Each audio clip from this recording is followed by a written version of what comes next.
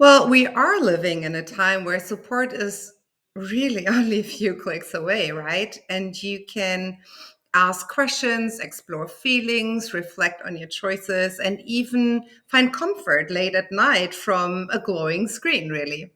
So it's no wonder that many people are now turning to what's being called ChatGPT therapy as a way to process emotions, make sense of experiences, and feel less alone, really. And honestly, there's something quite beautiful about that, right? Access to reflection and care has expanded in ways that were unimaginable just a few years ago. And so, for some people, especially those not yet ready for therapy, this kind of support can feel like a lifeline. And it can help you find, words for feelings you couldn't name before. It can offer perspective when everything feels tangled up. And sometimes that is exactly what you need, right?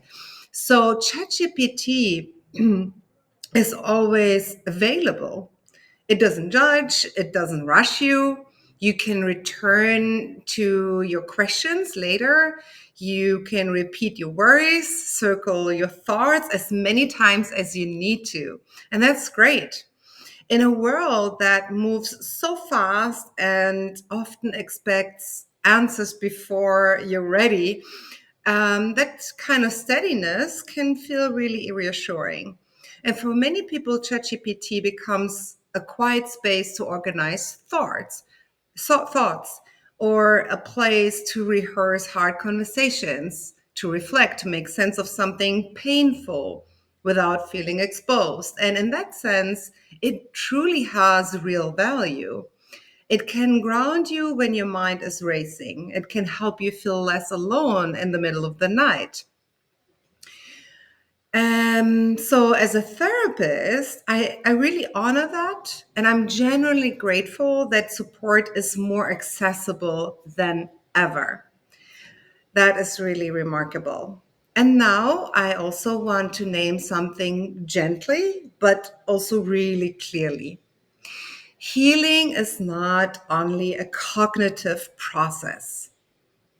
It doesn't live in words or insight or reflection. Trauma doesn't live in our thoughts.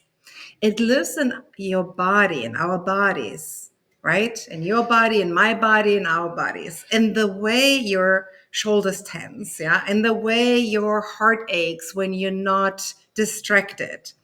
And ChatGPT supports the mind, but it cannot meet the body yet. It cannot notice your hesitation. It cannot sense when your breathing changes. It cannot recognize when maybe a child part quietly appears beneath your words. It cannot feel when something in you fragments or softens. And healing requires relationship, not just understanding. This is really important. But so, healing is being felt, being seen, being met.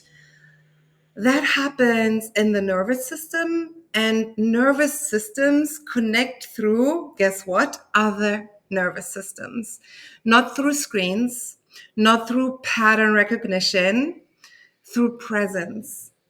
And the risk of ChatGPT therapy is not that it's harmful. The risk is that it can quietly replace the courage to seek connection. In a world already shaped by isolation, convenience can really become another kind of withdrawal. Because if reflection becomes a substitute for relationship, or if insight replaces intimacy, if words replace being held, then something essential is missing. It's not really immediately, not dramatically, but quietly. And healing doesn't come from understanding alone, it comes from being met where understanding ends. So, a therapy is not just a conversation, really. Sometimes it's not a conversation at all. It's space, it's consistency, it's a relationship. And in therapy, you don't just speak, you're witnessed, you're met in your pauses, your uncertainty, your grief, your fear, whatever shows up. And sometimes, something that happens there that no algorithm can replace. Your nervous system starts to soften because you are not alone anymore. And there's something sitting with you, not just listening, but sensing, feeling, holding. So healing unfolds not in perfection, but in safety. And safety is something we feel in the body, not in our minds, and it's not in theory or algorithms. So ChatGPT can be a companion. It can support journaling, reflection, making meaning. It can really be a great bridge, but it cannot walk with you through the terrain of healing. It cannot hold your fear when it rises in your chest. And it cannot sit with you in the silence where grief finally surfaces. It cannot help your body feel safe in relationship again. And you do not heal just to feel better. You heal to feel alive, to belong, to become whole again. You deserve more than, manageable emotions.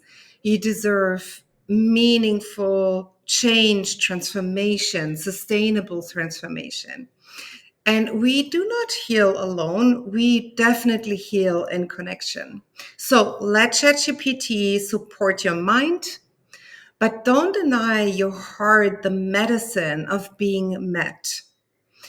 If you're ready for, this deeper kind of healing, the kind that happens in relationship, in presence, and in safety, you're really warmly invited to reach out. You truly, truly matter, and your healing deserves a human heart alongside it.